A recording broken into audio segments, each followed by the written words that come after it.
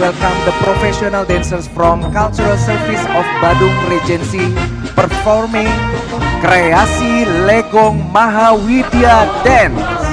Legong is a form of Balinese dance as one feature of traditional performing arts in Bali. Embodies the profound and captivating cultural richness of Indonesia. It's a refined dance form characterized by intricate fingers movement, complicated footwork, and expressive gesture and facial expressions. Ladies and gentlemen, please enjoy.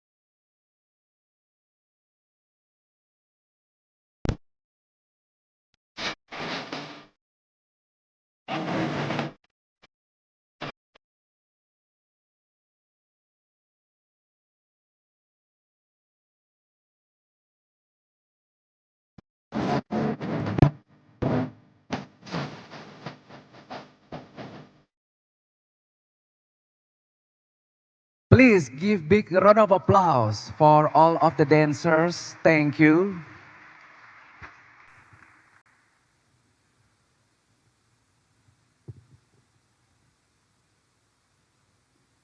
Distinguished guests, ladies and gentlemen, as a preview of our symposium today, let us focus our attention to the screen in front of you to enjoy a teaser of the 6th International Maritime Security Symposium 2025.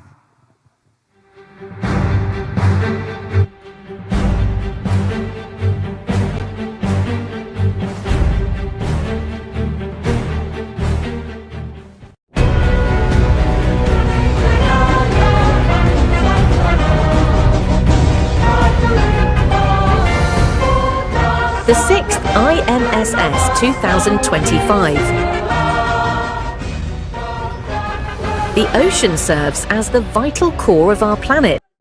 It carries over 80% of global trade, connects nations, and supports millions of livelihoods. But behind the vast expanse of water lies a world of challenges threatening its stability and security. From piracy and smuggling to climate change and overfishing, the threats to our maritime world are growing. These challenges disrupt trade, harm precious resources, and call for urgent solutions. Let's acknowledge that no single nation can effectively address these challenges. Cooperation and innovation are the keys to making a real difference. The 6th International Maritime Security Symposium 2025 comes in the beautiful setting of Nusa Dua, Bali. This year's theme is Addressing Maritime Security Challenges Through Cooperation and Technology. It's all about bringing people together to share ideas, find solutions, and work towards a safer, more secure maritime world. IMSS has a proud history of fostering collaboration and progress. It all started back in 2013 in Jakarta. Since then, Jakarta hosted the IMSS in 2015. The 3rd IMSS in 2017 brought us to Bali. The 4th IMSS returned to Jakarta in 2021. The 5th IMSS in 2023 took place in Makassar. Now we're gearing up for the 6th IMSS in 2025 with fresh energy and focus on today's most pressing challenges. As the world's largest archipelagic nation, Indonesia plays a crucial role in regional stability. The Indonesian Navy and the Maritime Security Agency are leading the way in promoting collaboration and strengthening maritime security.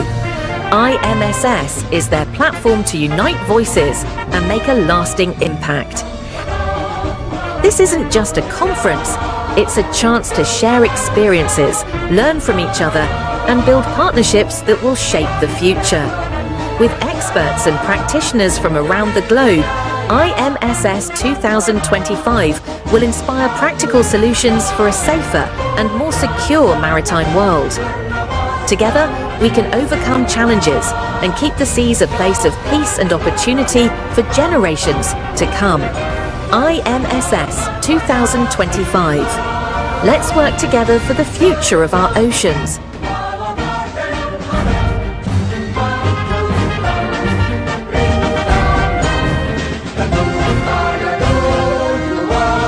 Thank you. Ladies and gentlemen, now we are going to the core of our symposium today is presentation followed by discussion. And now we would like to invite our moderators today, Miss Ita Sedana and Captain Navy Hendriman Putra. Kindly come to the stage.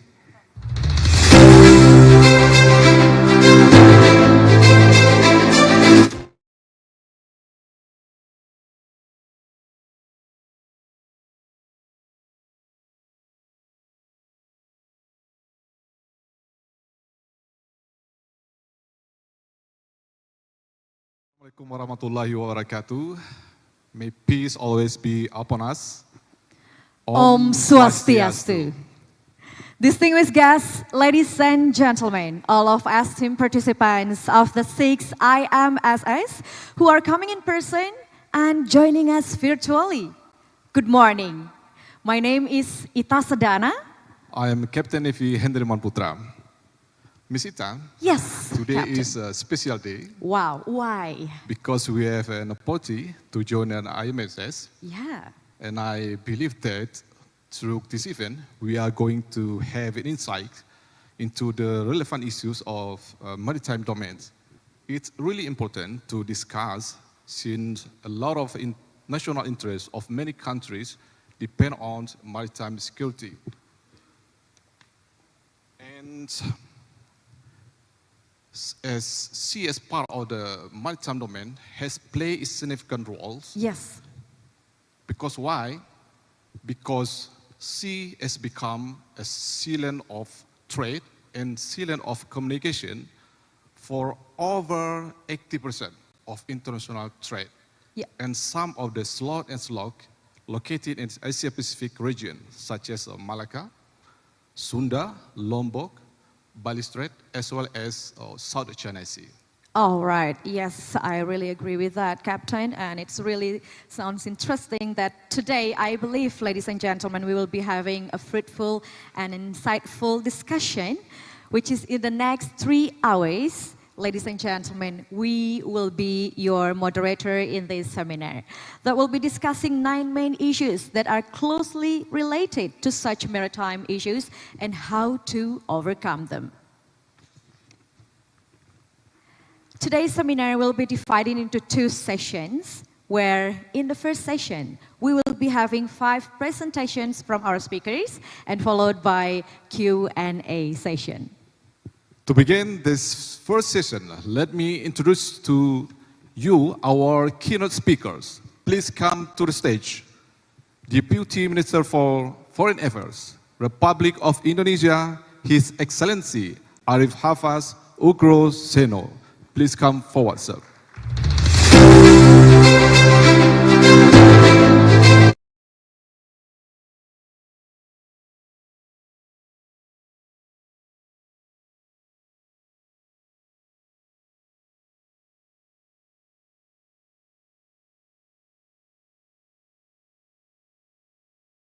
Australian Navy, Vice Admiral Mark Hammond.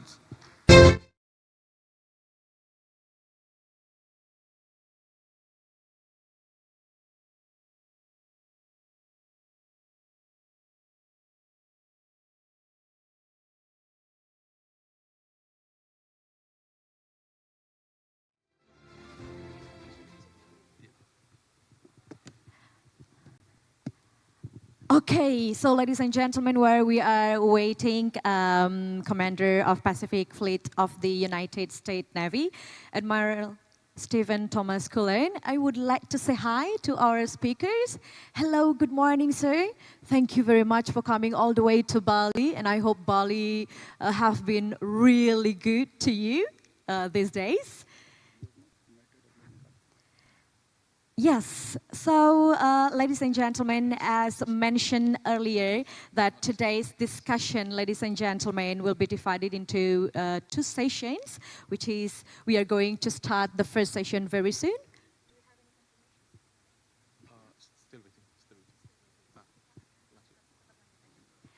And since, ladies and gentlemen, due to the time constraints, so I think we will just start our first presentation, but before that, we would like to inform to all of our speakers, each of you will be given 15 minutes to deliver your presentation, and for your convenience, sir, that we will be providing a monitor for your time monitoring in front of us. We have the screen, and kindly please apologize that there will be a reminder from us as your moderator for the 5 minutes remaining time. Thank you very much for your kind attentions. And ladies and gentlemen, I think we are all set. While we are waiting for our another speaker, let us just start our first presentation, ladies and gentlemen. Let us begin by putting our hands together and welcome our first keynote speaker, His Excellency Arif Havas Oegroseno. Time is yours.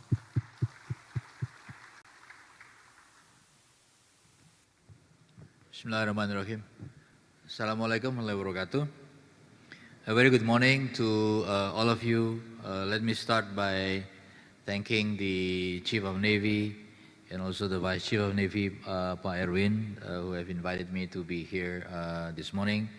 And also a warm welcome to all of you navies from around the world, great friends of Indonesia, to be with us today and also to be with me in the panel from Australia, from France.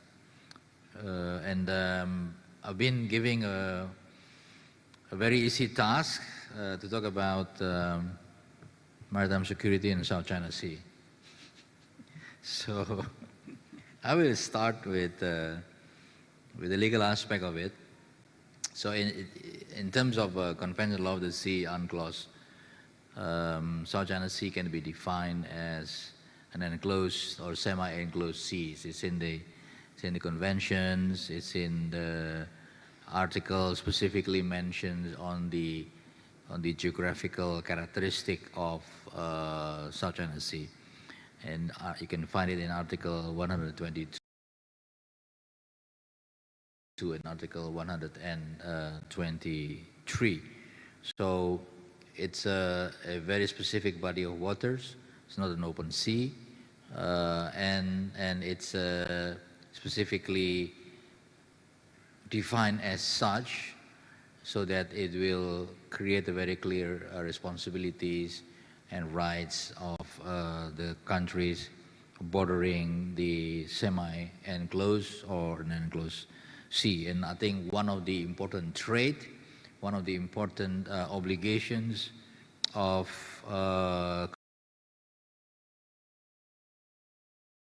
countries in semi-enclosed sea is simply to cooperate with each other in the exercise of their rights and in the performance of their duties under the convention. So this is a very important aspect to be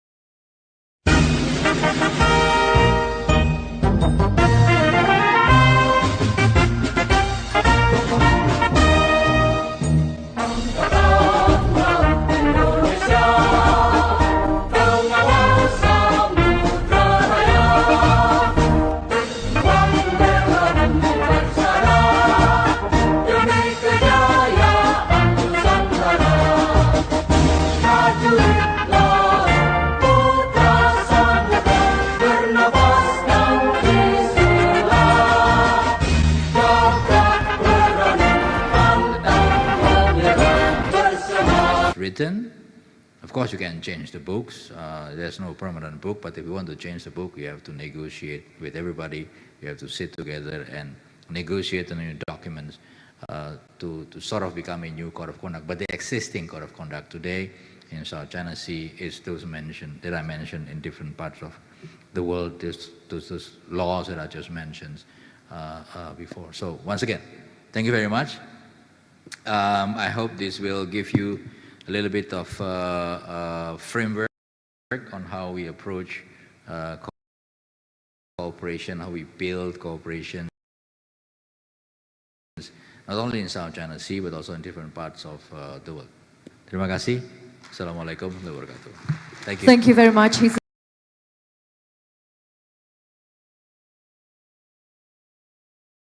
Excellency, for your keynote speech that emphasizing aside from any issues or conflict that we have, but the key element is to concern about the safety and security in the sea area. Before we are proceeding to the next speaker, we would like to invite to the stage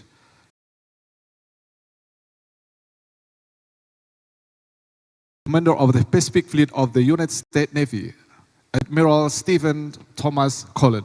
Please.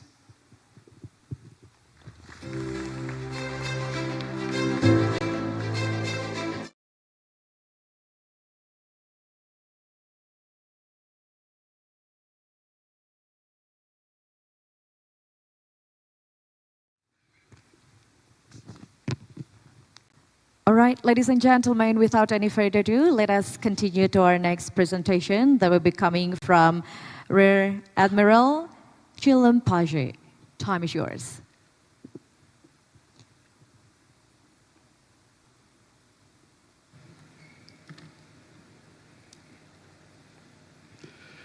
Excellencies, Chief of Navy, Head of the Delegation, good morning, and Selamat Pagi.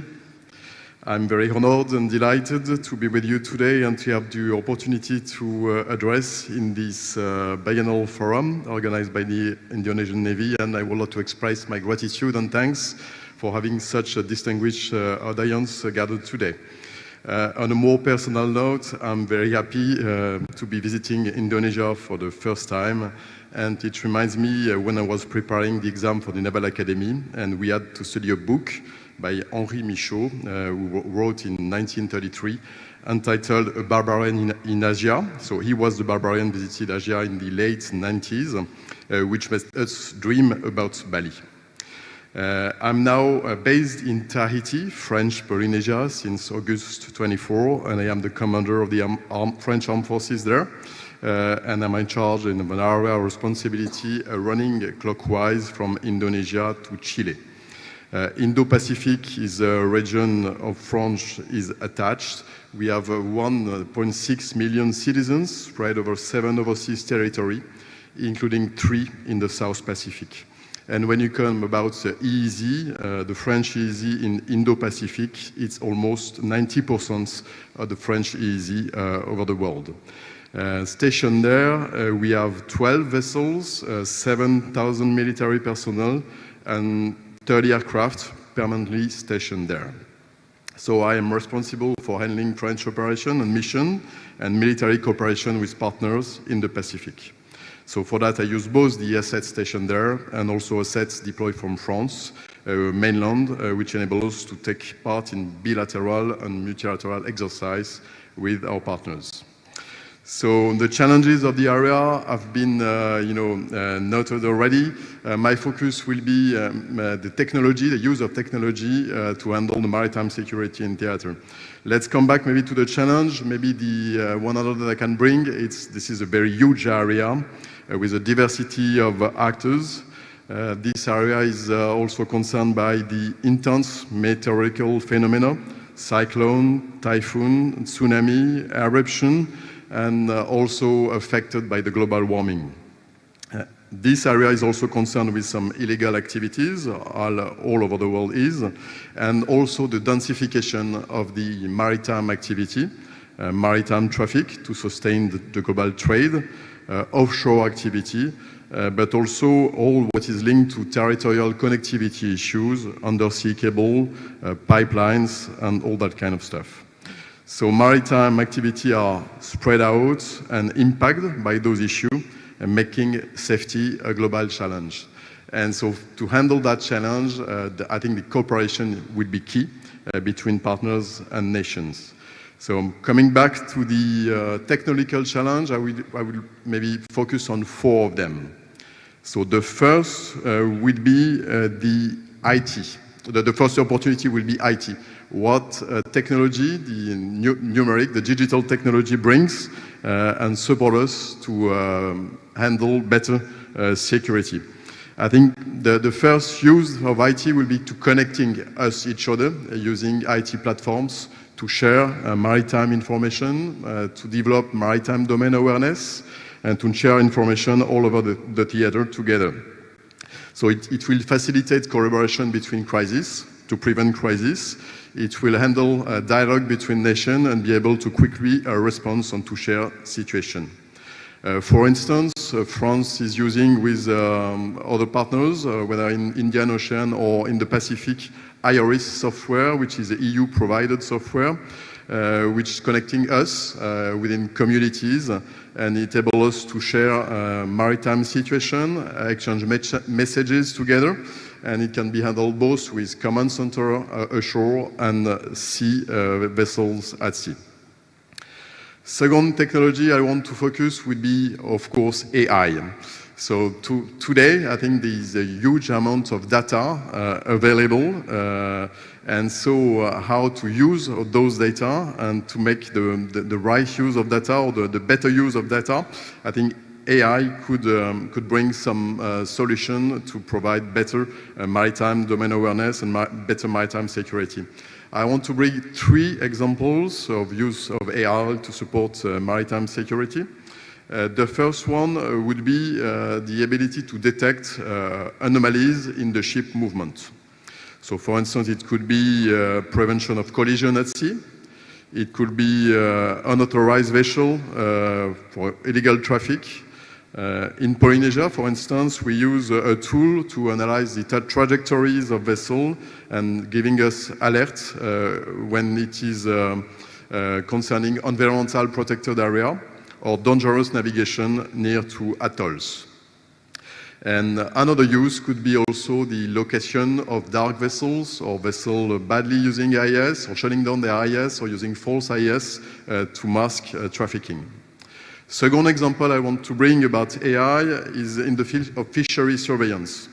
For instance, line hauling can bring, we use actually also in French Polynesia, we are testing video surveillance of our fishing vessel to monitor with a webcam the line haul and to see if the species that are caught are properly released or kept pending of the authorization. So it can be used remotely from shore center to monitor proper fishing to respect the environment and the regulation.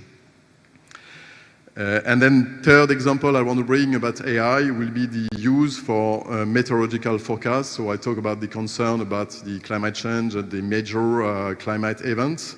And I think today meteorological forecasts can be enhanced using a new way of forecasting weather with AI tools. So with those tools, I think it could bring some solution to face the data challenge and to better provide maritime security.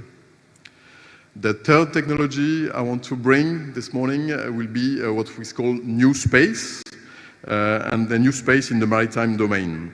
I think today, new space that we can define as the development of a low orbit constellation by private actors is making space resources accessible for most of our countries. And so I think the use of space assets is now becoming more accessible for everybody through services, through private sector companies. And so the use of those spaces, new spaces assets could be divided maybe in 2 areas. The first would be communication system. So now satellite communication is accessible with a huge of data rates and low latency for most of us.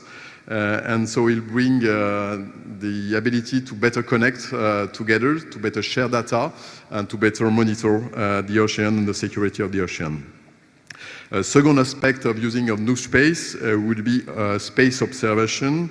So now imagery is easily available and affordable for everybody, whether it is optical, electro-optical, infrared, but also synthetic aperture radar, so which way you can detect vessels over the sea, and also some radio frequency detection assets. So all these assets are now available through private sectors company, And for instance, I'm using them in French Polynesia with some companies to monitor our huge EEZ in the Pacific and also the remote atoll of Clipperton on the west of Central America. The fourth technology I would like to bring today would be the use of UAVs, the use of drones, of robotics in the three environments where there are air environments, surface environments, or undersea environments for surveillance. And see the use of drones is bring persistency and endurance. And it's also being able to balance the shortage of assets when you don't have. So use, I think, of a UAV system, of remote system of robotics will be also a solution to response of the maritime security tomorrow. It can be used also for hydrography. We are preparing to you already use this. And you can use, for instance, UAVs with a LiDAR to detect shallow water for hydrography. And you can sweep huge areas with robotics for hydrography purpose or maritime surveillance also.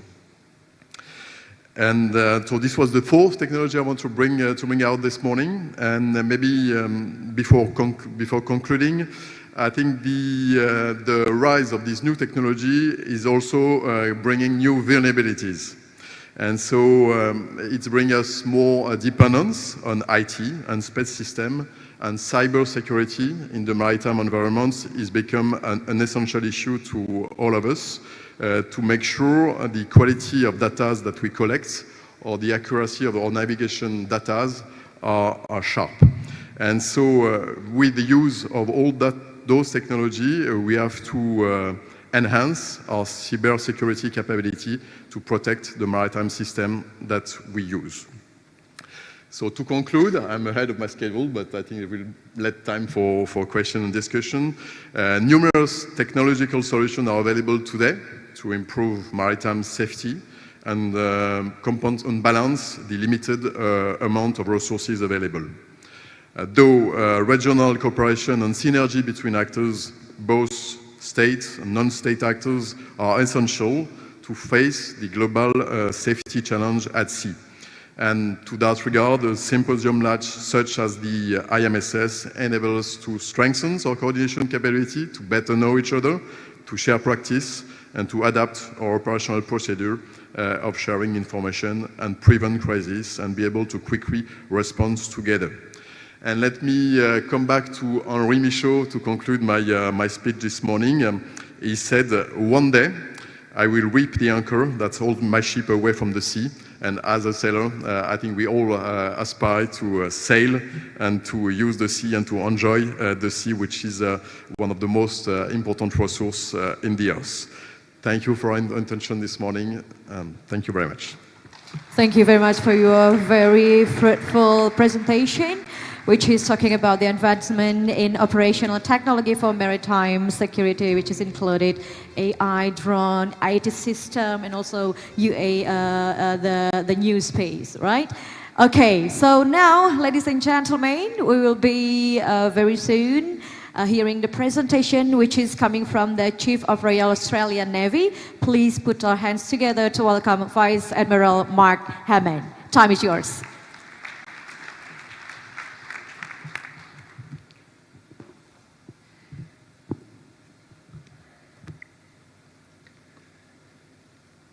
Selamat pagi, Bapak, Ibu sekalian, dan rekan-rekan Angkatan Laut yang terhormat. Ini adalah suatu kesenangan bagi saya untuk berpartisipasi dalam Symposium Keamanan Maritim Internasional K6. Thank you.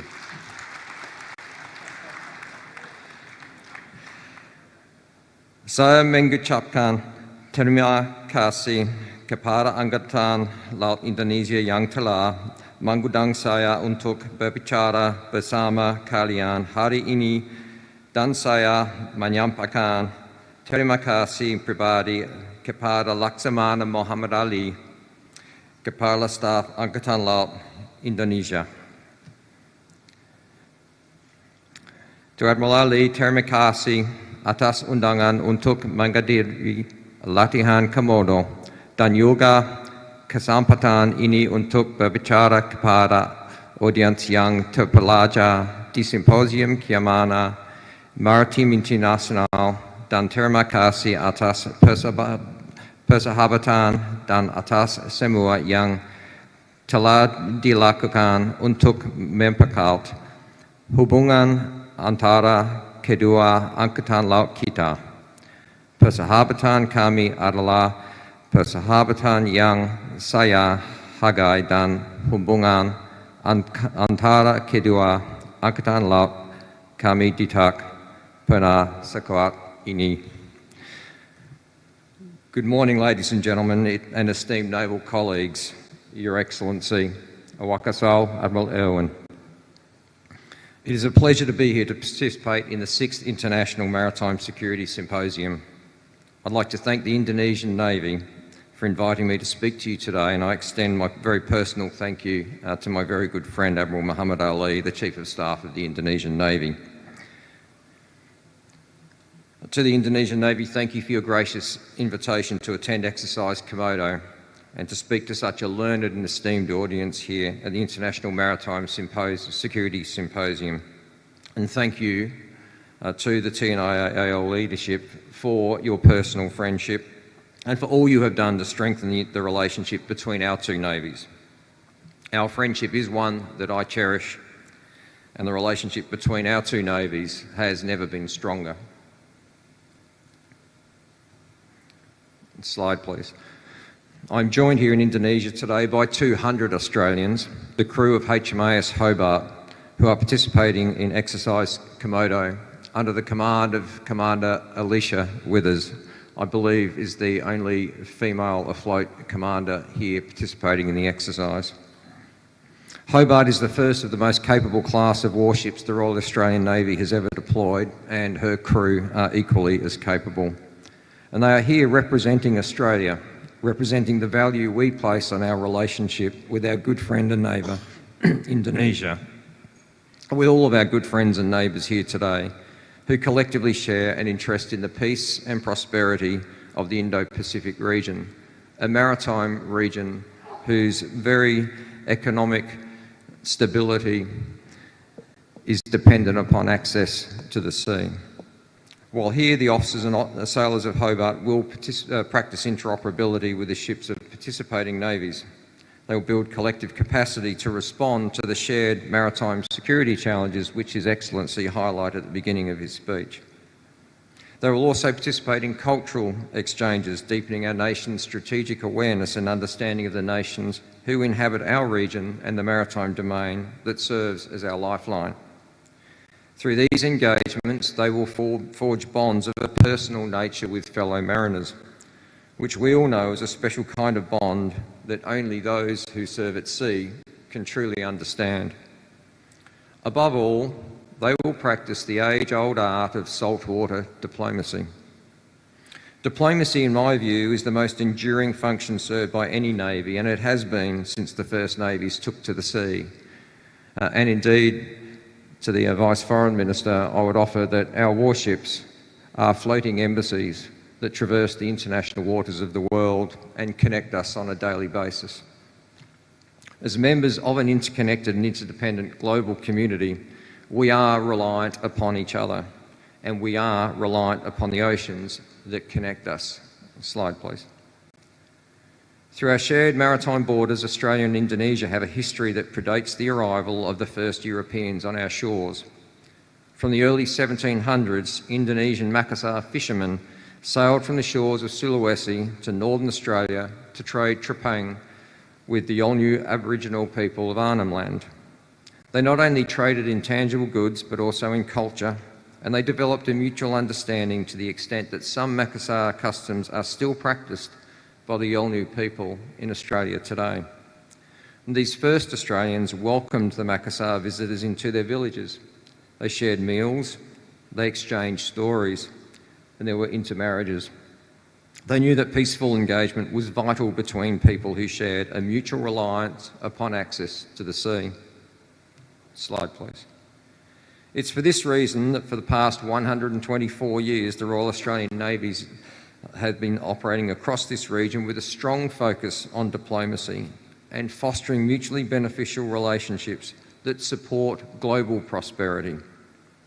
In many respects, where we operate and how we operate hasn't really changed, although I like to think we have gotten better at it. We've always been interested in, committed to, and dedicated to building positive relationships with neighbours across the Indo-Pacific, growing mutual trust through respect and, importantly, transparency. I believe that the most powerful force and the most powerful potential of our naval capabilities is our ability to build trust with friends and neighbours, to work together, to act with common purpose for the benefit of all. It is truly about service to the international community above service to oneself. The seas are simply too large and the coastlines too great for any one navy to safeguard.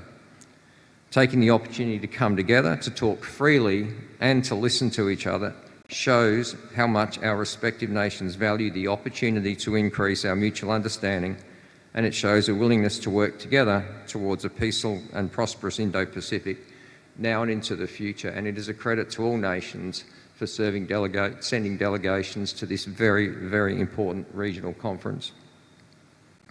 Slide, please. The world's oceans are global superhighways. They facilitate the economic interdependence that now characterises the global economy. The sea is the beating heart of our planet. It is the lifeblood of humanity. It generates oxygen and food, and it stores largely untapped sources of metals and minerals that are fundamental to modern life. The maritime trade networks that crisscross our planet are the arteries and veins that keep this system running. They transport what we need and what we offer into the homes of human beings across the globe. The shipping industry is responsible for the carriage of 90% of global trade. All the products, equipment and foods we use each day rely on this system. In this way, the sea is the source of everyone's prosperity, and our shared prosperity is dependent upon free access to the sea. There are nearly 1.4 million kilometres of submarine cables in service across the globe, and they account for 99% of global data usage. Indeed, they connect us all to the Internet of Things and the international financial system upon which our economic well-being depends. We are dependent upon this system, and it's up to all of us to come together to protect it from threats emanating from all domains, both physical and electronic. It's absolutely undeniable for all of us that maritime security is the key to economic security and, in fact, human security. This is even more true for archipelagic, island and coastal nations such as Indonesia and Australia, and many of the nations represented here today. Our region, the Indo-Pacific, is roughly home to 2/3 of the world's population. That means that 2/3 of the world's population are depending upon us here in this room and our peers to secure their prosperity. Our region also accounts for more than 60% of the world's GDP, which means the security of this region is essential to the health of the global economy. Slide, please. Whilst we've enjoyed relatively free and uncontested access to the sea in this region since the end of the Second World War, we do now face a variety of security challenges in our shared maritime domain. We live in a region where those rules and norms that His Excellency spoke about that have paved the way for our security for the last 8 decades or so, they are now being challenged. Sometimes those rules are being disregarded, and rulings on international maritime law have, at times, been entirely dismissed. At the same time, there's a rapid modernisation and a build-up of naval capability across the Indo-Pacific, at times without transparency. And there's this disregard for the international law, that set of norms and treaties negotiated hard over such an extended period of time. For the sovereignty of our states and for transparency, if we set them aside, it will have immediate consequences for trust between our nations.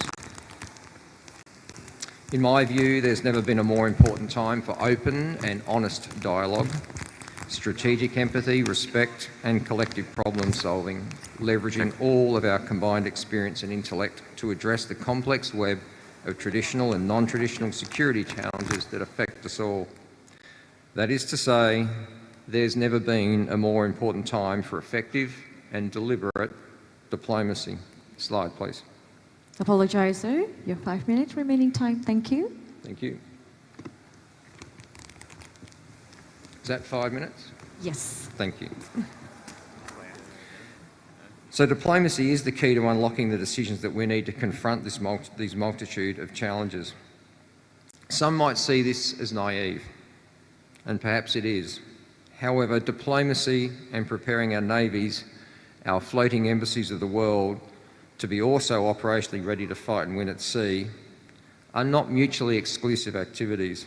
Building military interoperability between navies who share maritime borders is not the antithesis of diplomacy, but rather it actually serves diplomacy by growing mutual understanding and respect.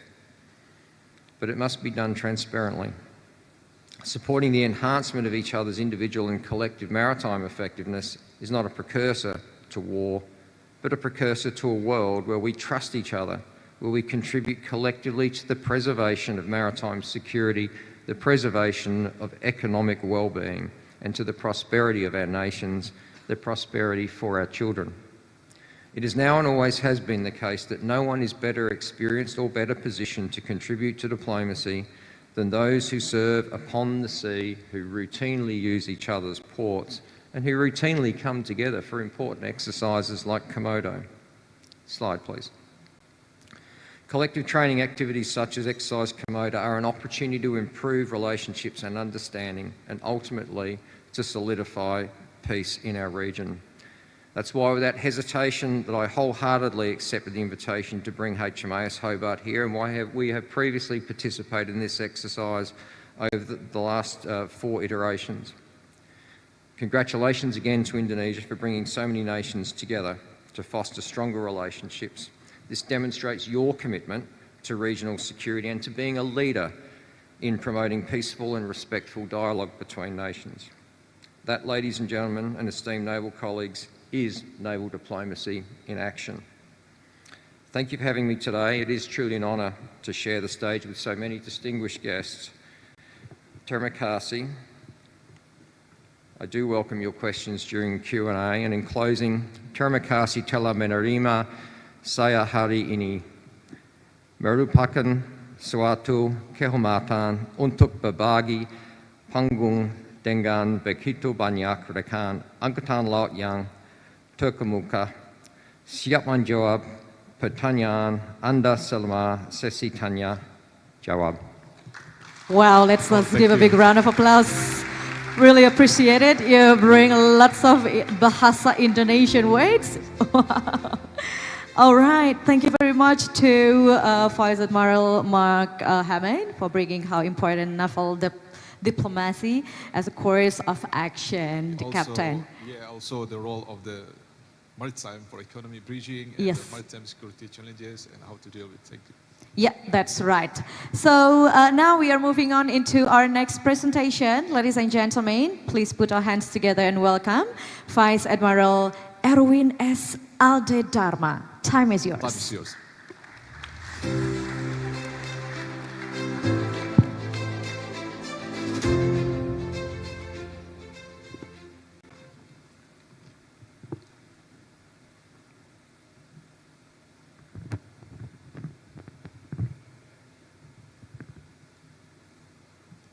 Bismillahirrahmanirrahim. Your Excellency, Vice Minister of Foreign Affairs of the Republic of Indonesia, Mr. Arif Havas Oegroseno, and also my distinguished fellow speakers, Admiral Hammond, Admiral Pinjet, and Admiral Kohler, sir.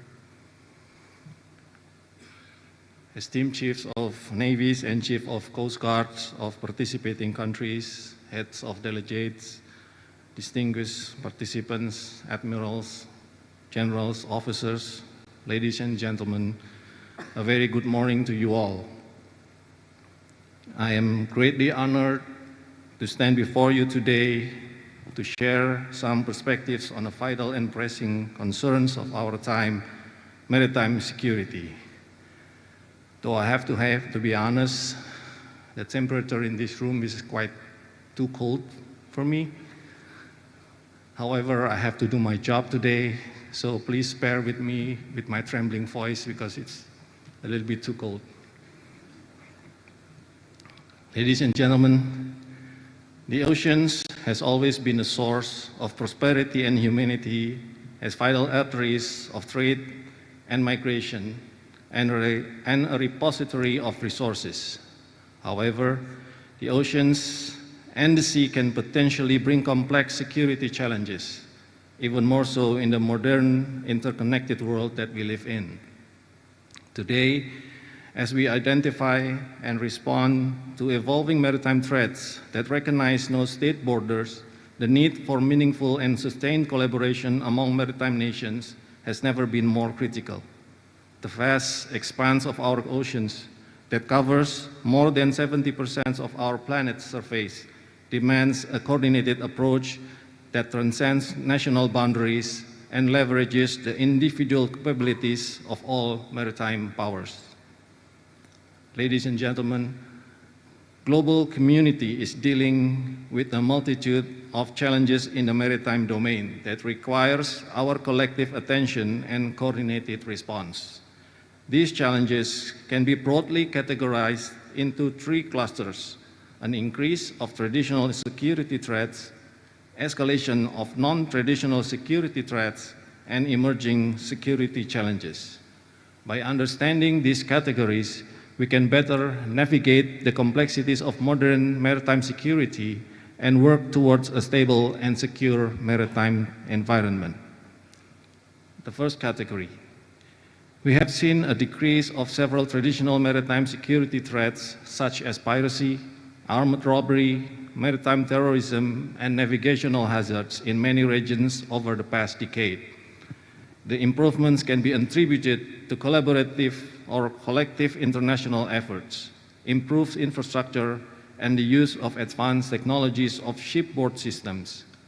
Despite the decrease, they remain as persistent threats to global shipping and will demand continued vigilance, adaptability, and innovative security responses. Conversely, we are seeing increased interstate tensions, including in the maritime domain. Long-time disputes, as well as competition for natural resources, the development in some parts of new naval bases and deployments of naval and law enforcement vessels has increased the potential for more incidents where ships and aircrafts operate closer with each other. Existing regional naval cooperations, including WPNS, IONS, and ANCM, for example, continues to provide channels for communications among navies, including those involved in tensions. Nevertheless, the concern for possible heightened intensity at sea is something we cannot brush off. Moving on to the second category. We are experiencing a notable increase in non-traditional security threats across regions.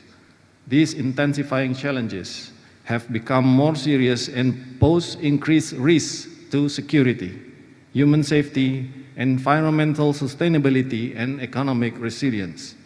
The scope and complexity of these threats have grown, necessitating coordinated global responses. Some of key issues include IUU fishing, or unreported and unregulated fishing, transnational organized crimes. Addressing these interconnected threats demands innovative strategies in collaborative effort, robust international coordination, strengthened legal frameworks, and enhanced enforcement capabilities that extend well beyond legal and military solutions. Emerging security challenges refer to new and evolving threats that are driven by technological advancements, environmental changes, and shifting global dynamics. These challenges are unprecedented in their scope and complexity, presenting new risks to maritime security. Some key examples include climate change, where extreme weather events and rising sea level disrupt shipping, naval operations, and coastal infrastructure. Marine pollution. These issues underscore the need for global collaboration in preventive and mitigative measures. Cybersecurity risks, digitalization, and the use of automated systems in maritime operations have introduced significant cybersecurity vulnerabilities. They potentially targeting critical maritime infrastructure, communication networks, and vessel navigation systems. Addressing these risks is essential to ensure the resilience of maritime security in an increasingly connected world. Destruction of marine habitats, habitat loss from mangrove deforestation, coral reef damage due to coastal development, loss of biodiversity, weakened coastal natural defenses, and increased vulnerability to storms and erosion. Addressing these challenges necessitates innovative and coordinated efforts among nations to protect biodiversity and ensure marine sustainability.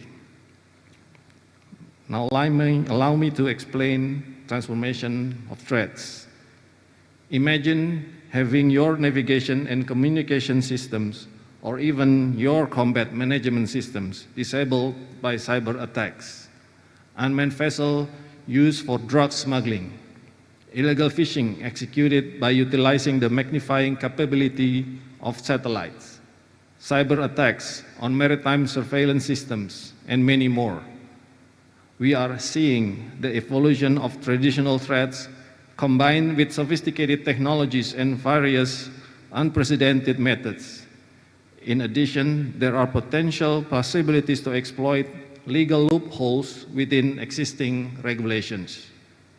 In 2022, drugs were smuggled with the support of aerial drones in Spain, while in 2024, submarines in the Caribbean Sea were the preferred carrier.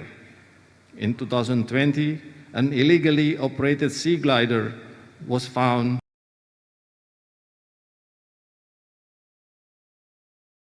which not only undermined the national sovereignty but also safety of navigation at sea in Indonesia.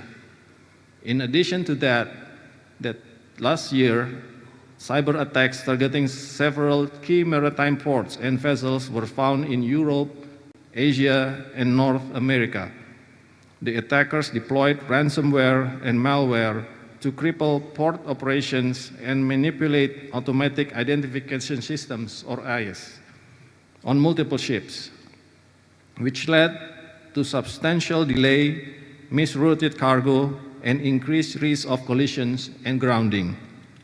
I would also like to highlight the emerging domain of seabed warfare in the depth of our seas and oceans. Threats and sabotage upon our submarine cables, as well as the development of unmanned underwater vehicles able to be weaponized with small torpedoes to attack national assets and important ports. These incidents and developments are happening in real time, and the intensity will likely increase in the future. Hence, the question arises, are our traditional countermeasures still relevant today? Esteemed delegates and distinguished participants, as we navigate these challenges, it is obvious how maritime security cooperation serves as a powerful force multiplier. By pooling our capabilities, sharing intelligence, and coordinating efforts, we can build a robust maritime domain awareness network. The Indonesian Navy has seen firsthand how joint patrols, integrated information systems, and synchronized responses have enhanced our collective capacity to secure critical sea lanes. A prime example of successful cooperation is the Malacca Straits Patrol Initiative.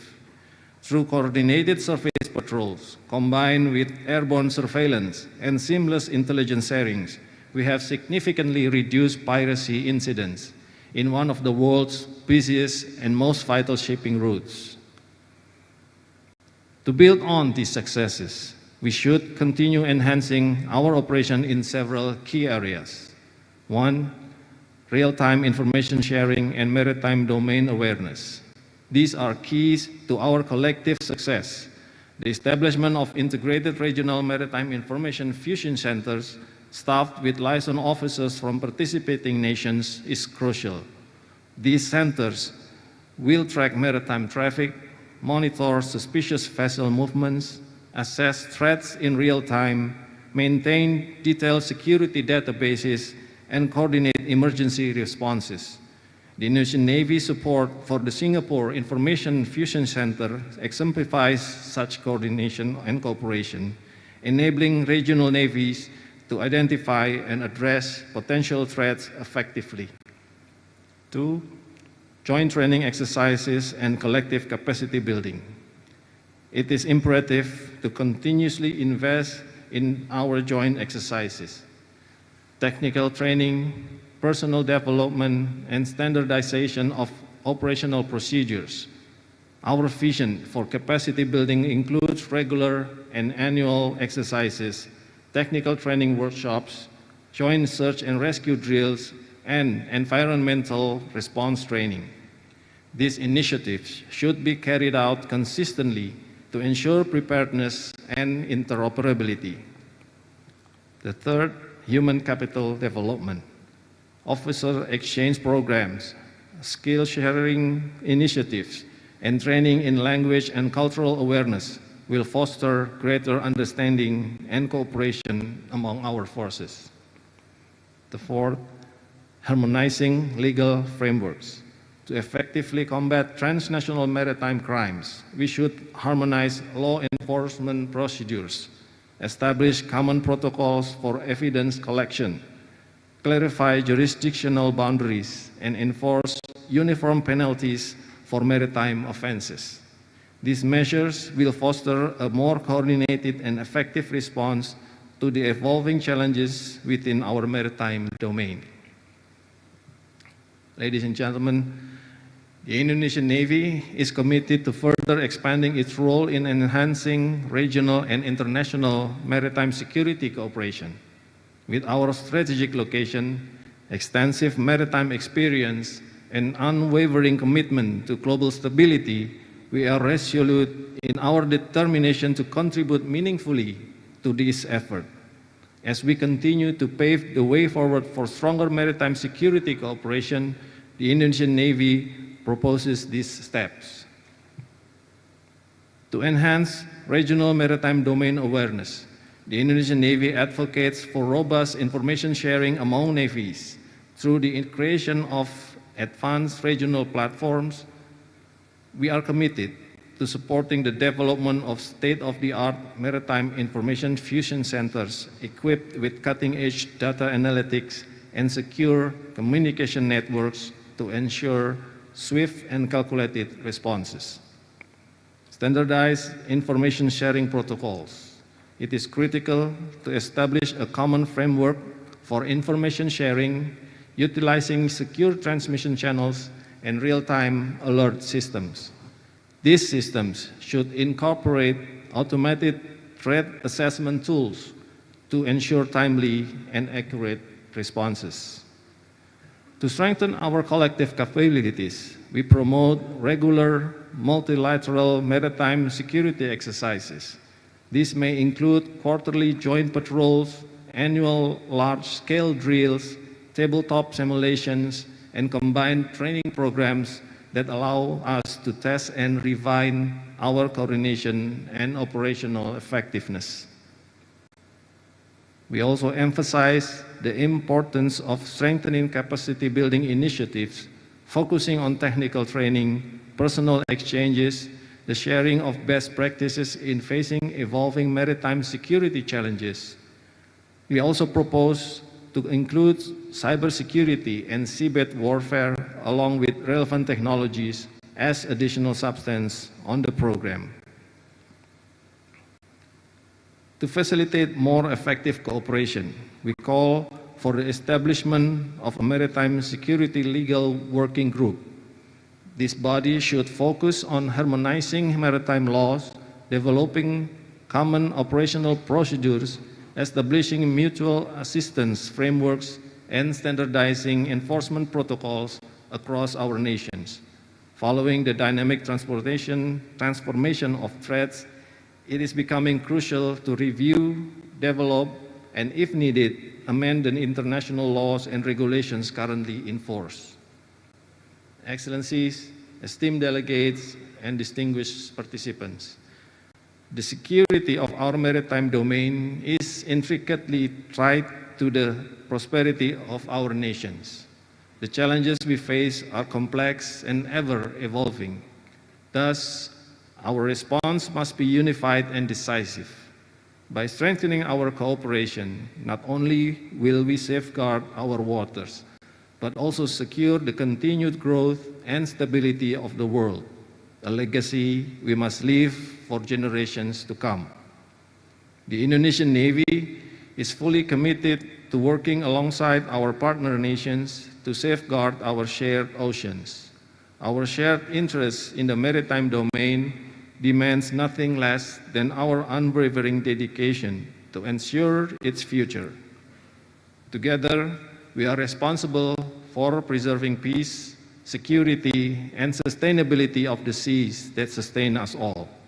Moreover, we must continue to recognize the sovereignty and sovereign rights of each nation at sea. Proactive and progressive diplomatic engagement should be seen as the primary means of gaining mutual respect and understanding in order to overcome our shared challenges at sea. This approach must navigate the complexities of international relations, aiming to foster stability while upholding the core principles of sovereignty and mutual respect among the nations. By doing so, we can create a more secure and cooperative maritime environment that benefits all nations.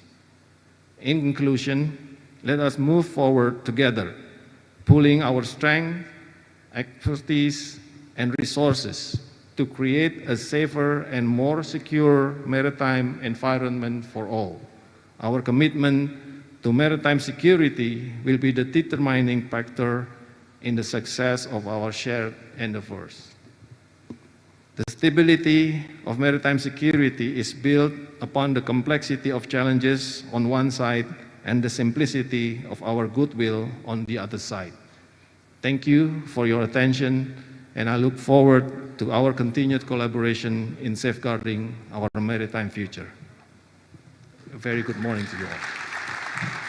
Thank you, Admiral, for your speech.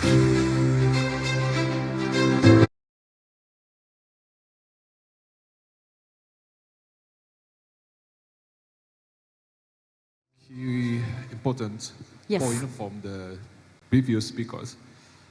From the speech, we know that the shifting of the trade in the maritime domain. I think that's really important to know about it. The trade become more complicated and sophisticated and become more difficult to deal with. Yes, that's right. And that's why how maritime security cooperation is really important and powerful to face any kinds of issues. Thank you very much for emphasizing that, sir. And now, ladies and gentlemen, we are going to see the last but not least presentations of this session. Please put our hands together and welcome Commander of Pacific Fleet of the United States Navy, Admiral Stephen Thomas Cullen. Please.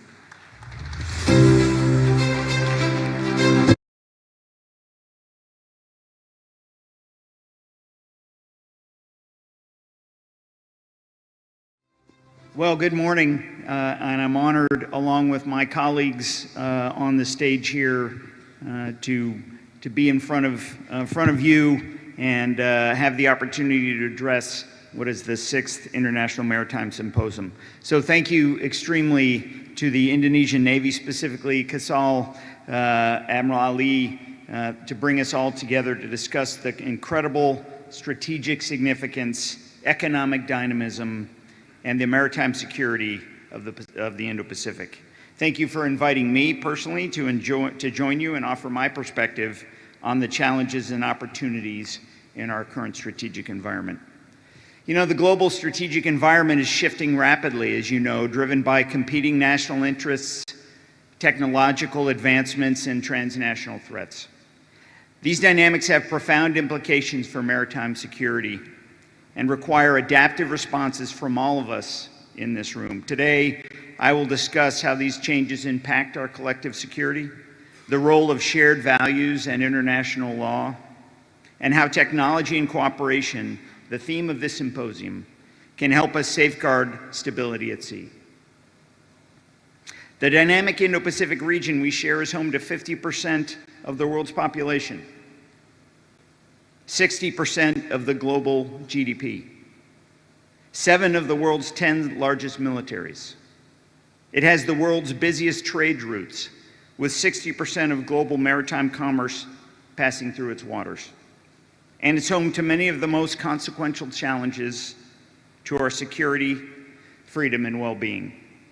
Those include some asserting territorial claims contrary to international law, backed up by military posturing that raises the risk of miscalculation. We also continue to see illegal activities by non-state actors, such as piracy, illegal fishing, arms smuggling, and human trafficking. Those activities challenge maritime governance and security and require multinational responses. You know, our challenges also extend to cyberspace. Increasingly, naval operations are vulnerable to cyber attacks, which could target maritime infrastructure, navigation systems, and supply chains. And competition over increasingly scarce resources, particularly in fisheries and energy, contribute to the geopolitical tensions. These challenges do not recognize national boundaries, which means no single navy can address them alone. Our response must be collective, strategic, and rooted in shared values. The United States Navy is privileged to be a friend, partner, or ally to nearly every nation represented here today. That is partly because the United States Navy's 250th year of service, which is in 2025. In it, we've sailed the world's oceans and the Indo-Pacific, and we've built lasting relationships based on those shared values. In that context, the U.S. Pacific Fleet remains honored to be a reliable military partner across Southeast Asia and the Indo-Pacific. We're making progress together in some key areas. The U.S. Pacific Fleet continues to work with our allies and partners to support freedom of navigation and international law. This series of multilateral maritime cooperation activities in the Philippines are one example of that. The United States Navy conducted one recently as 5 February with Australia, Japan, and the Philippines, demonstrating a collective commitment to strengthen cooperation in upholding vital maritime rights while providing assurance to those allies and partners. The Pacific Fleet also continues our Oceania Maritime Security Initiative in both the North and the South Pacific, where host nation authorities embark on our ships as we patrol their EEZs for legal activity. We work together to improve our humanitarian assistance and disaster relief response capabilities through our annual Pacific Partnership Mission and through our scenarios embedded into our multilateral exercises.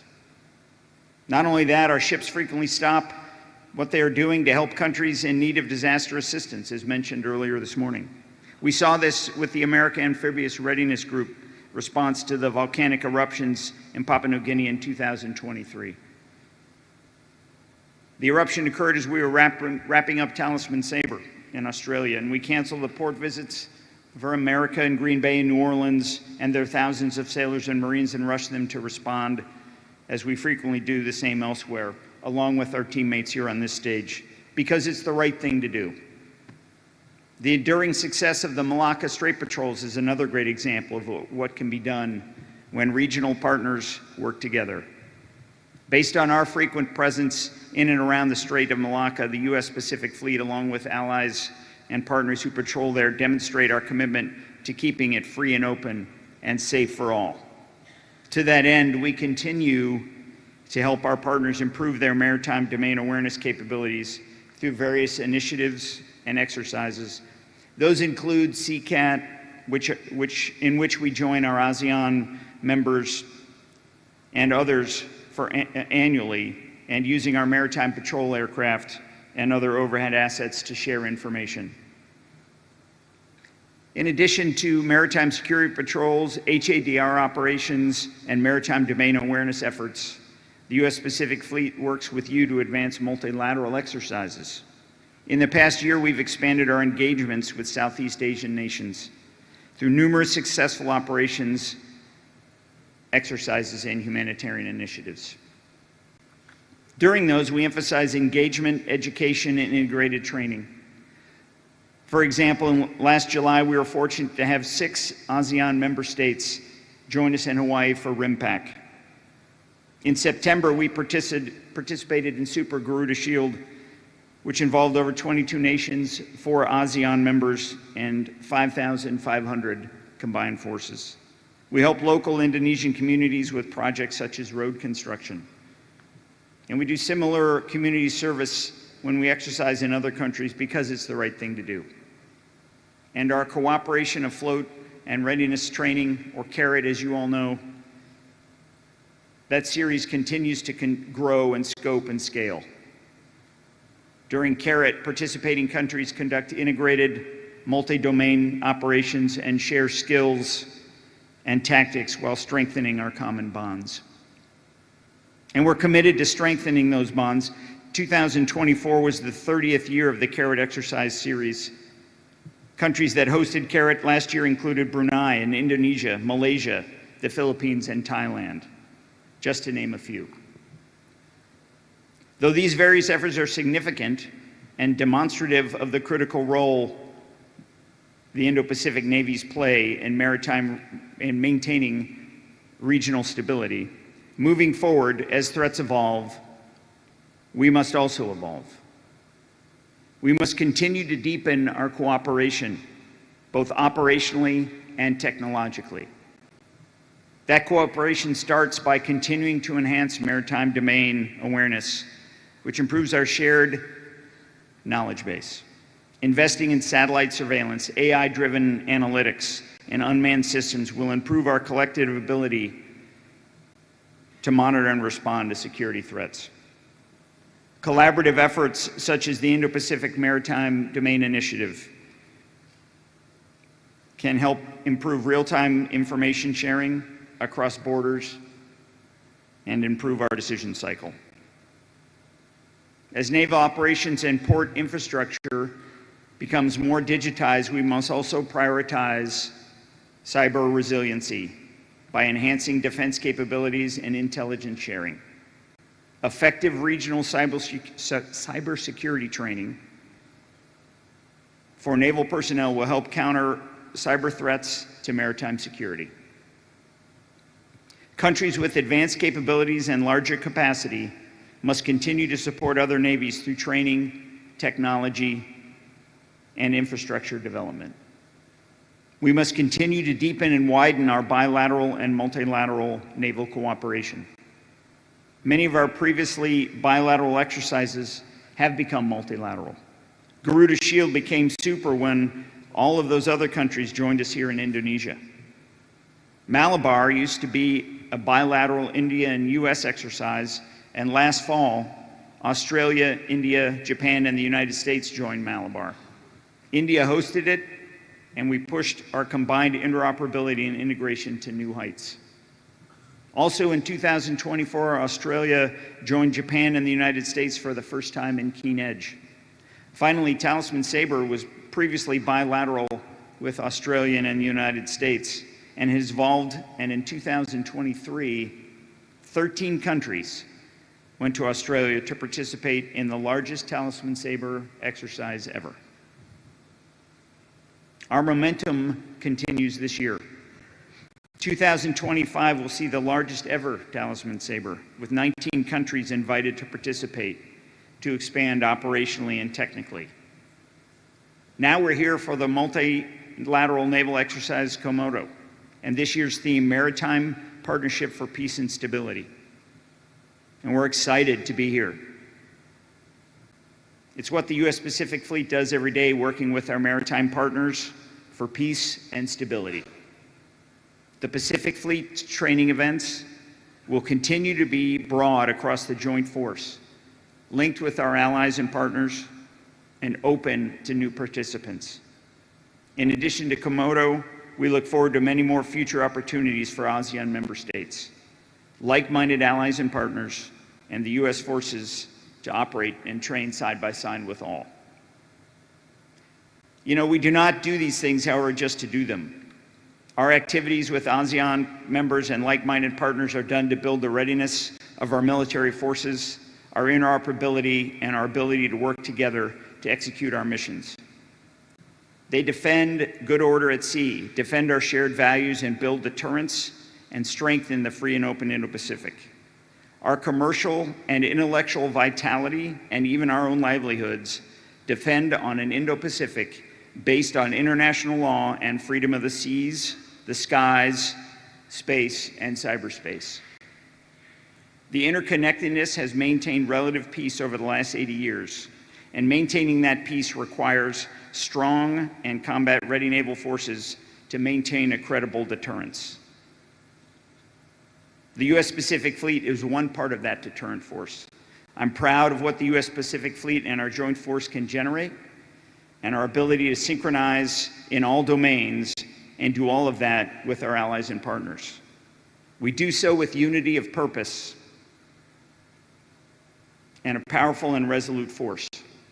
As I speak to you today, the Pacific Fleet is operating throughout the entire Indo-Pacific, and we will continue to provide constant, credible, and capable combat power throughout the Pacific in an effort to maintain pace and continue to build and hone our warfighting edge.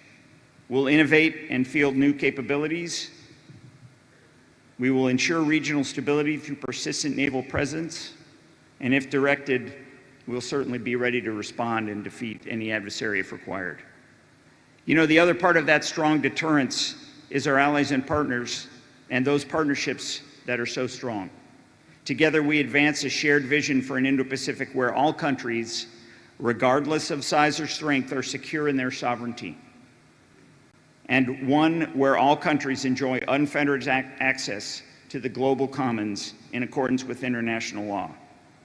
This shared belief underpins our strong network of professional militaries throughout the Indo-Pacific and benefits everyone here at IMSS. We continue to advance our multilateral military relationships across the board, and that progress extends beyond exercises. We've made historic strides lately. The U.S.-Japan ROC trilateral operations such as Freedom Edge, historic integration between Australia, Japan, and the Philippines, as well as routine work with Canada, the United Kingdom, Singapore, and New Zealand are all just examples of that. NATO allies are deploying more to the Indo-Pacific, including an Italian carrier strike group and a German task force this past summer. A French carrier strike group operates in the Pacific right now, and we've made historic strides in operations and maintenance with our Indian partners. We also innovate in lockstep with our numerous and growing numbers of allies and partners across the Indo-Pacific. When we innovate them and field interoperable systems that all of us employ, the possibilities are endless. And that includes our continued development of shared capabilities, defense industrial base integration, dynamic force posture initiatives, and exponential growth of experimentation during our exercises.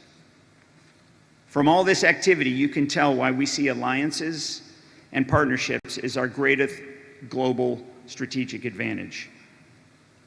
Our combined capabilities and linkages with like-minded nations dwarf those of any adversary. We will continue to strengthen that advantage every day and in every domain. That's because the ability to innovate and integrate in a combined team will be decisive in prevailing over our collective maritime security challenges, which are real. Please apologize. You have 5 minutes remaining time, sir. Thank you. Thank you. As demonstrated by our high level of engagement with Southeast Asian nations and the U.S. Pacific Fleet's frequent presence here, we appreciate the ASEAN region's key role as an economic powerhouse in the Indo-Pacific. There's so much more all of us can do together as countries dedicated to stability and prosperity to work towards a peaceful and prosperous Indo-Pacific. Towards that end, we remain committed to the modernization of regional defense forces and deepening interoperability across various capabilities. We appreciate Southeast Asian nations' efforts to strengthen your defense forces, safeguard your rights and interests, and uphold international law. We welcome your sovereign development of maritime resources and infrastructure in accordance with that law. We encourage ASEAN members to continue to uphold that law and call out unlawful maritime claims. At this critical juncture, the U.S. Pacific Fleet stands with you to deter aggression and defend security, sovereignty, and our collective ways of life. Our peace and prosperity are worth it. A safe and stable and secure global strategic environment is worth it. Our free and open Indo-Pacific is worth it. Then, now, and always. I appreciate your time today and the opportunity to be here with such esteemed colleagues. Thank you very much. Thank you very much for your very insightful.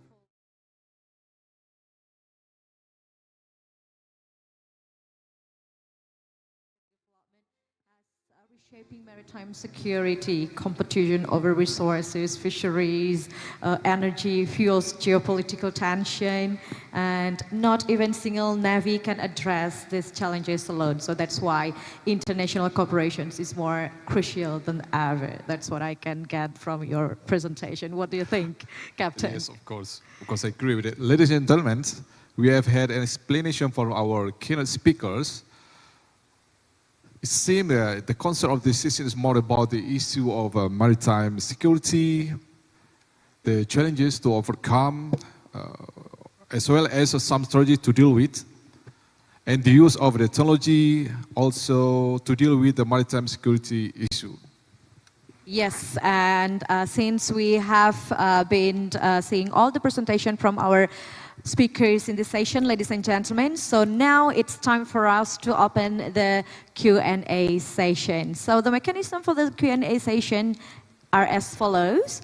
Everyone who asks a question must state their name and the unit or institution to which they are affiliated, including our online participants, please. And participants can ask questions directly to the resource speakers or resource persons, or indirectly by asking questions through online platform.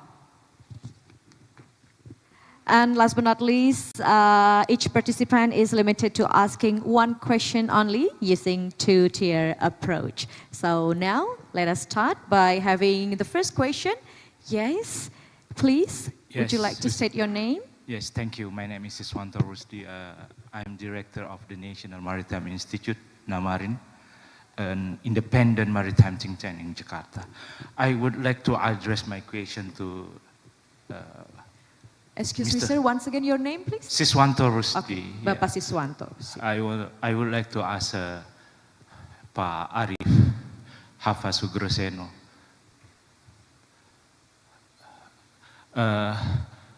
Vice Admiral Edwin talked about more and more information sharing with the regional counterpart. But I'm not forget, we are still out of recap. Meanwhile, we are a member of or partner of IFC in Singapore. So how do you see this issue? We are a founding member of RECAP actually, but we're still out of the club. Thank you. Yes, His Excellency. Do you mind to please directly giving a comment about the question from Bapak Siswanto?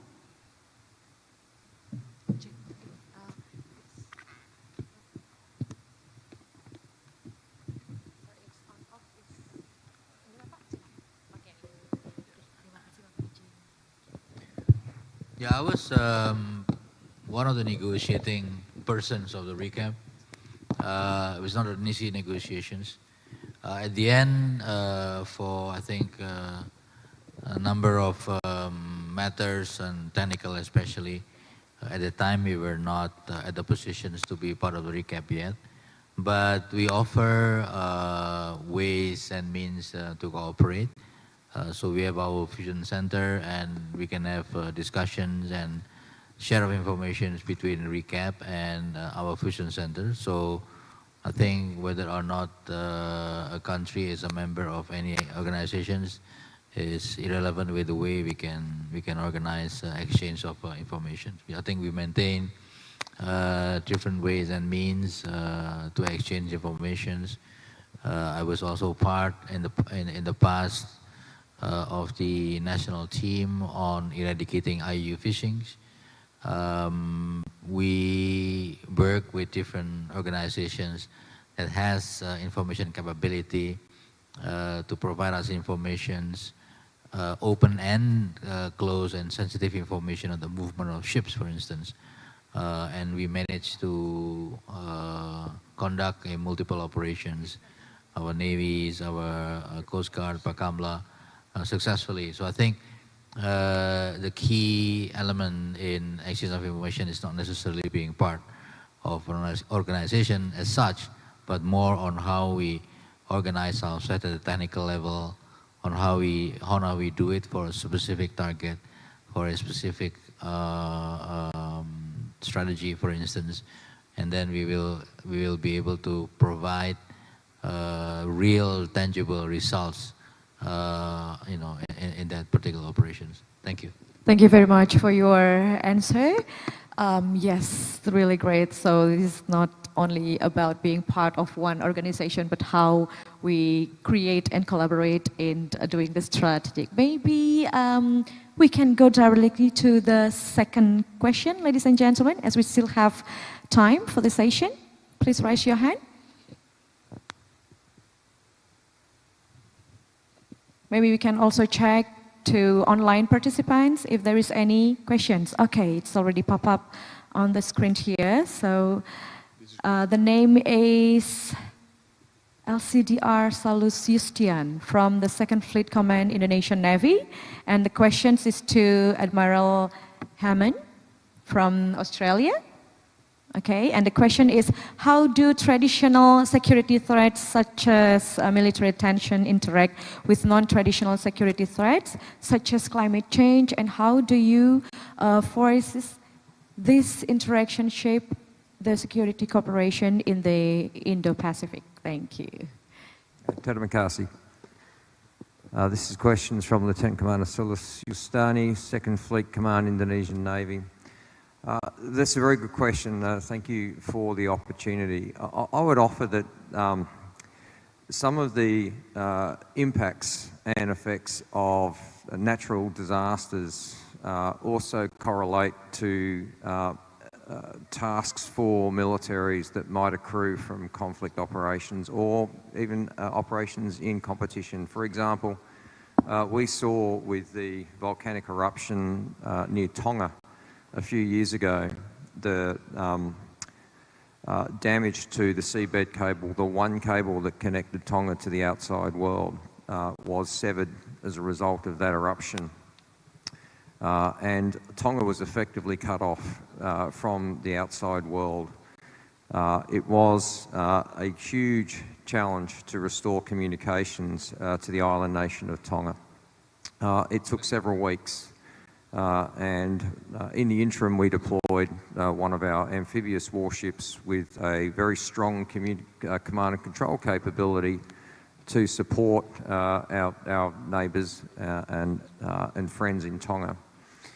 And I think that's one example of how a disaster relief activity reveals the impact of a national security threat that is playing out here in the Indo-Pacific and in Western Europe right now. Seabed cables, the infrastructure that connects us all to the Internet of Things, the international financial system, are critical to our way of life. And when they are disrupted, either by accident or deliberately, it affects us all. So I think there is a real need for us, professional navies of the world, and for our governments to understand how we can very quickly at speed restore internet cable and seabed infrastructure in an environment where its security is now under threat both by natural disasters and by other actors. So that's just one example. But I think it all comes back to me to that economic dependency on the sea.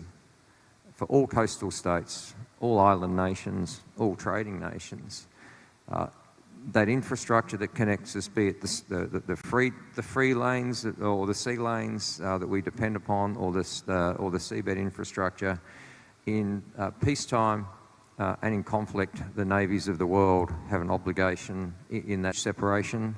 I know that we learned a lot from that natural disaster in Tonga, as we do from all natural disasters.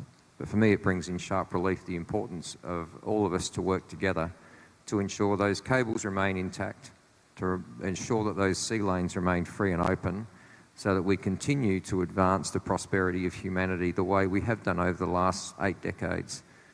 Thank you. Thank you very much. Wow, thank you very much. Can we give a big round of applause for such an opinion that coming from Australia?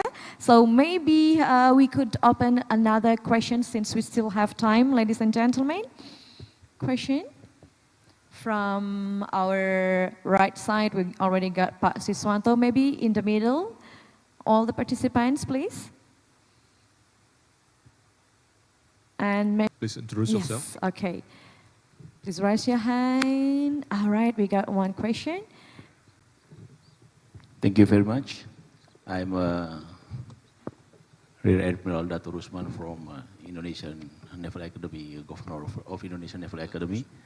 I have one question for Rear Admiral Guillermo Piquet concerning the use of technology such as intelligent artificial drones and also UAV. And my question is, what framework or mechanism are needed to improve trust and facilitate real-time information sharing among the countries which are competing interests? Thank you very much. Yes, and now we are talking about another technology. So please, Mr. Gilliam Paget. You got the question, or maybe we need to repeat once again? Mic's on, please. Would you please read back the question? Okay, my question is, what is a framework or mechanism are needed to improve the trust and facilitate real-time information sharing among countries that we know with this, all the countries in the regions has their own interest?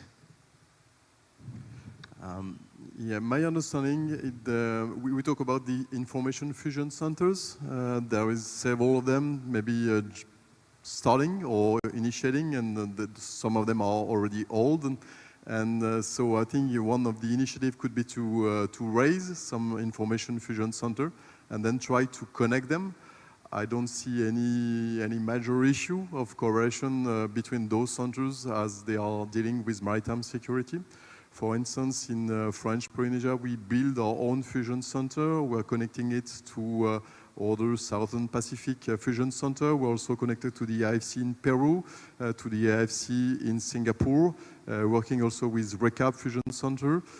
We have some also connection in IFC in India, for instance. So I think information fusion center initiatives that bring together some of the regional countries is a good start. And so if nations start to build their own center and then open it to multilateral partnership, it could bring an opportunity to exchange maritime information together.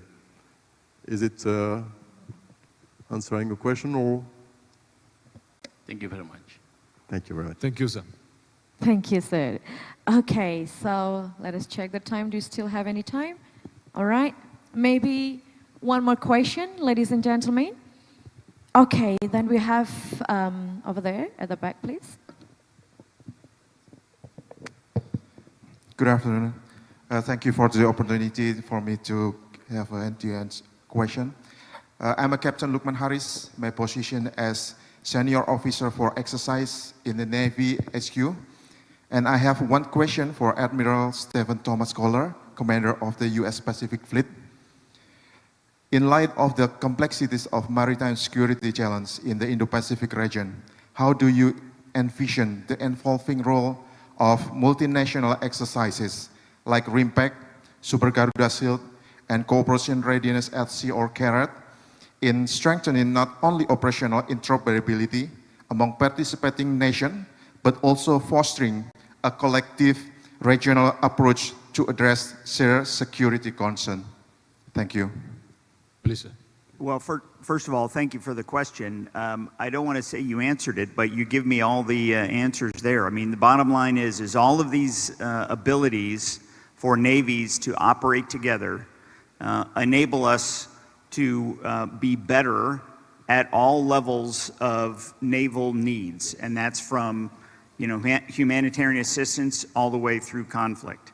And if we have that ability to operate together, we have the ability to then build response for humanitarian crisis and the needs of our people and anybody else that's in need. And we have the ability to provide and then enable the deterrent factor that a group that operates together can do. And I think that's the reasoning behind all of these exercises, to raise our capabilities, to enable us to operate together when needed and when the opportunity arises. And all of those things then provide us the capabilities to have a better naval service when we operate together. And that's for all countries, and I find them so important on all of the exercises that you mentioned, if that answers your question. Thank you, sir. We still have one question for you, sir. I think the online member is quite interested with this event. This is from the Selva Kumar, Indian Navy. He is the student of the Command Staff College of Indonesian Navy, Seskoal. And the question is, okay, how do you assess the security implication of the recent use of the Starlink by illegal activities groups at sea, and what measures can be taken to mitigate potential threat? I think this is quite to the point of the question. This is a very, very good question. You know, the information environment writ large is becoming more and more transparent, which is indicative of his question. And the opportunity that presents us is, which gets a little to the interoperability thing, is that our information understanding as navies and the ability to respond to anything has to be sound. I don't think we can measure this specifically in Starlink and that these groups at sea have access to it. There is access to information writ large that is growing, and I think we're going to see a level of transparency in the future by anyone and everyone, which is exactly, I think, gets to the root of his question. The ability for us to be able to operate and have a strong understanding of the maritime environment, domain awareness across different navies, and most efficiently respond is the way that we will, combat this. And the maritime, as we mentioned, the scope and scale of it is so large that we have to be able to have information advantage in our own sense, so we can respond to these threats most efficiently and most effectively, so that we can compete with that. Because the information environment is not going to get less clear for our adversary. And so we have to be more interactive, more interoperable, and so we can respond better. Well, thank you very much for your answer. And yes, so happily that we still have 15 minutes for the discussion, ladies and gentlemen. So I guess we can still open the question from the participants. If anyone would like to ask, please. Any? Okay, we have over there at our left side or your right side, please. Thank you very much. I'm Commodore Ginting from Indonesian Navy. My question is for Admiral Stephen. So, thank you for your presentation. As we know that from the news, we understand the Trump administration is not interested in the Southeast Asian region. While in terms of balancing of power, this region also still need the U.S. presence. As a U.S. fleet command in this region, what is your recommendation to the Trump administration, or at least what is your thought about Trump interested in this region? Thank you, sir. I think I understand your question. It was what is my opinion of the of our administration's look into the region? Well, first of all, as a naval officer, as you know, I operate as it relates to my Navy tasks, right? What I would tell you most recently, which reading the same press releases and things that you've met, is there's been some very strong engagement here as the administration has started. And so I think we're going to continue to see some strong look if those are indicative. And I look forward to continuing to work together as navies across those things that we can do and interoperate together. All right, wow. Okay, thank you very much for your opinion about that question, sir.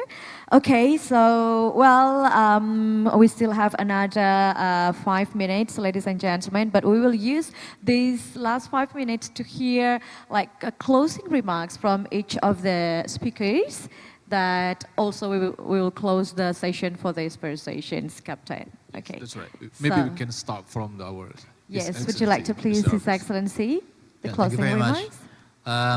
Listening to all the Admirals' remarks and questions from the audience, as well as questions from the Zoom, the audience online, I think I can only see that there is a very strong willingness and spirit to cooperate, to work together among the navies, particularly in our area, in Indo-Pacific area. Of course, we welcome the French Navy, who also have operation here in the Indo-Pacific area. I think it's very clear from the discussions and also coming directly from the Chief of Navies here in the regions that to be able to do such cooperations, we all need to have the same book, which is the International Law of the Sea. And based on this rule, based on the international law, I think we can establish many different kinds of cooperations, many different types of engagements. And Admiral Erwin, Vice Kasal, also mentioned there are a number of possible cooperations, same likewise with Australia, France, and the US, so that I think based on the existing legal framework, based on the existing exercises like this one, I believe we can do more. Probably just a little bit of a thinking, listening to different remarks here, because this is biannual.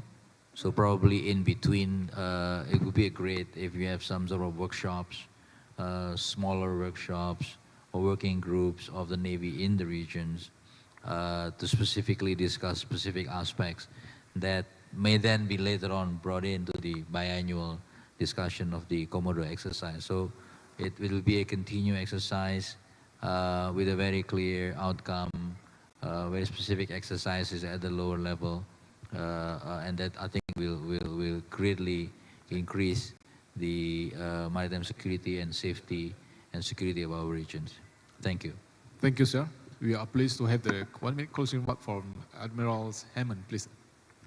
Thank you. And Vice Minister, as you highlight, this is biannual. There is a global network of sea power and maritime security symposiums.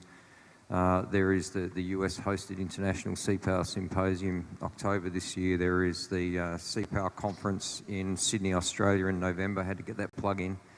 And great to see Admiral Enrico Credendino here, who hosted the Trans-Regional Sea Power Symposium in Italy last year. And these forums for dialogue are absolutely critical for bringing us together. We are interconnected in a way that the globe has never seen before, so we must consciously connect as a peer group of Chiefs of Navy and naval delegations. Ultimately, global security and national security is enabled by economic security. And in our time, our world is defined by maritime security. We are trading nations, every one of us. We derive that economic well-being and national security dividend from free and open access to the sea. So conferences like this, and like the others I just mentioned, are great opportunities for us to speak openly, honestly and transparently about reinforcing the world order that underpins that global security piece. So again, I congratulate the TNIAL and Indonesia for hosting this very important conversation and giving me another opportunity to learn from my colleagues. Thank you very much. Terima kasih. Thank you. Terima kasih. Yes, and surely now we would like to please Rear Admiral Jill Lampiche. Time's yours. Yes, thank you very much for having this wonderful opportunity. And I think your presentation were echoing each other today. And what I take away from this discussion is maybe the importance of this kind of forum to share together, the importance of cooperation, and maybe the goodwill of all the people present here to share and to go ahead. Second takeaway would be that maybe the traditional threats and the new threats are quite entangled, and they can become sometimes hybrid also.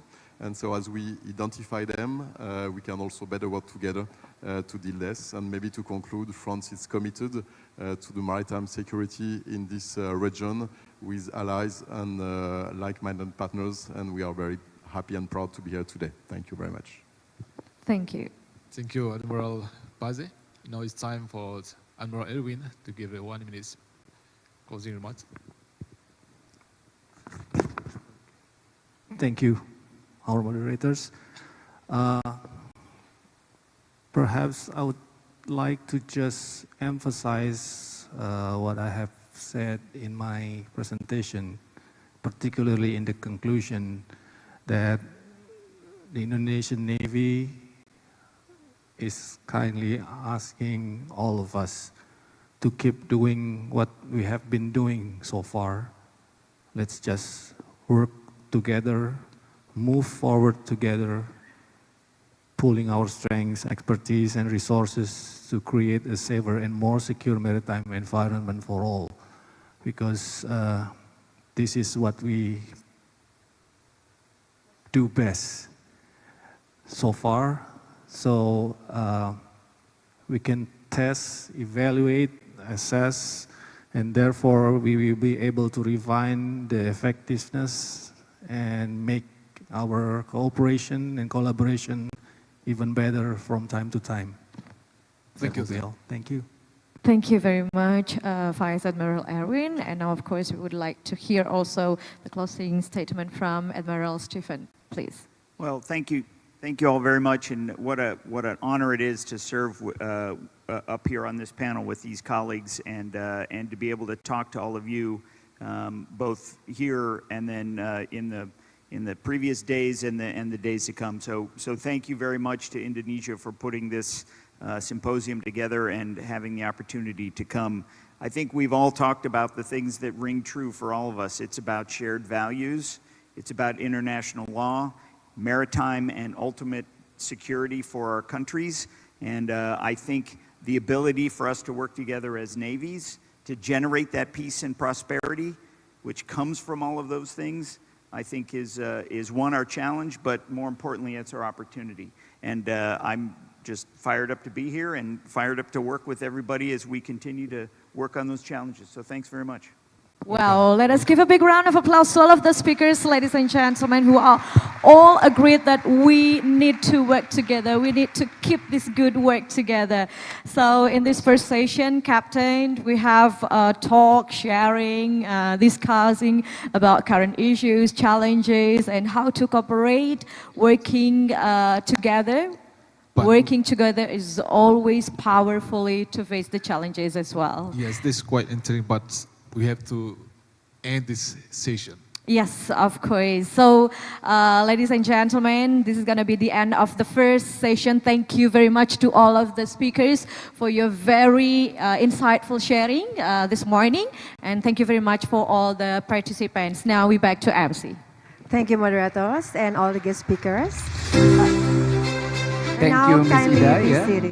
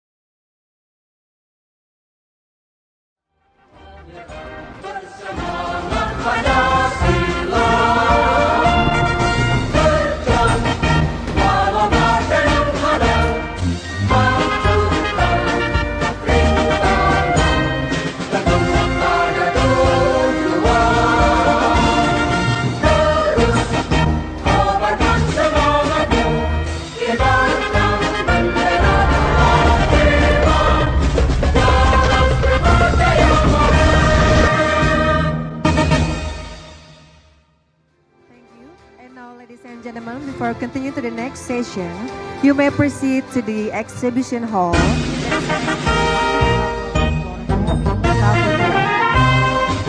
And for those for the participants who join us online, during the coming week we will present you the virtual city tour of Bali. And for all participants here, please return to your respective seat at around 12:15.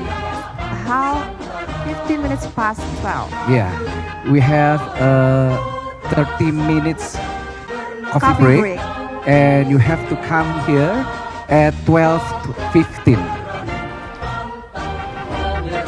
Okay, thank you and enjoy your break.